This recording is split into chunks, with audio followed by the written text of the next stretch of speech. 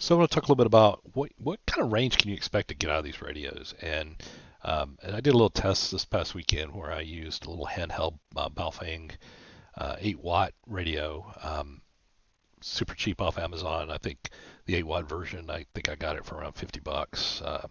There's a 5 watt version which is like $35. The UV5Rs I think are like $35 for 5 watts.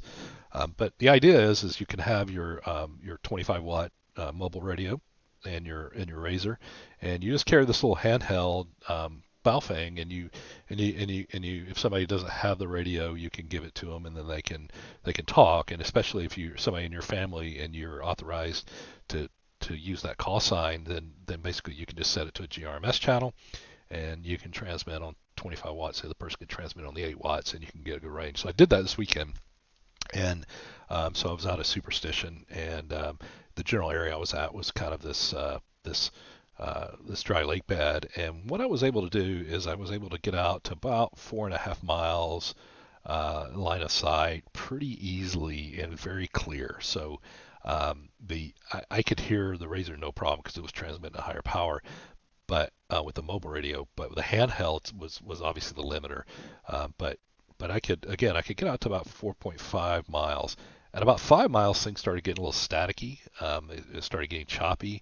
It was more susceptible to non-line of sight effects, tips, and little things like that. And then at about 6 miles, it pretty much just dropped off. The squelch, the SNR was not over what the squelch limit was, and you would start actually dropping off. So this was kind of my test this weekend. I actually used my GPS, went out and measured, and took a bunch of measurements, and that's kind of what I got. But that's a huge area, and I don't think people realize it. So I wanted to show the map here. By the way, I just want to throw a toss out. I use CalTopo. It's an excellent service for doing maps. So I actually use this to do my trail maps and everything with. Fantastic website. It's very very reasonable fee for what it does, but it does some fantastic things. I went ahead and just real quick drew some radius lines around.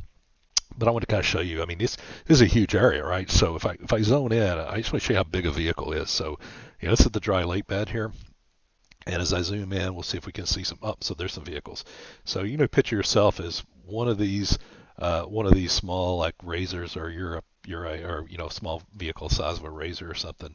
I think that's one right there actually, and or a motorcycle or whatever you happen to be riding in. How far can you reach out? And you can, if you were trail riding, as you zoom out here, you can see how far. I mean, just having that little handheld with your mobile unit gives you a lot of capability. I mean, this is way up here at Superstition Mountain.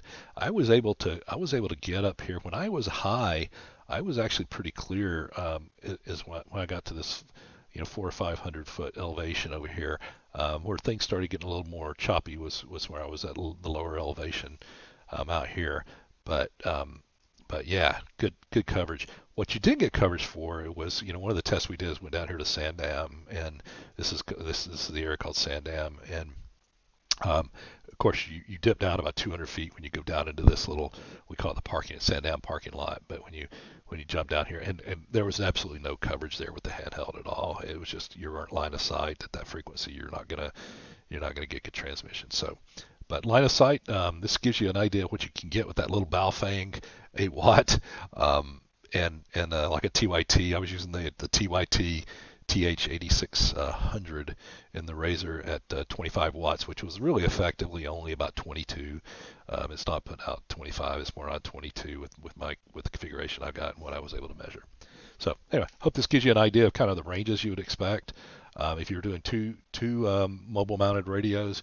This gets way bigger, right? If we were both on 25 watts, we would probably be at least double this as far as line of sight capability. So I'll run another test later with this, and we'll see what it can actually do with two of these THA600s.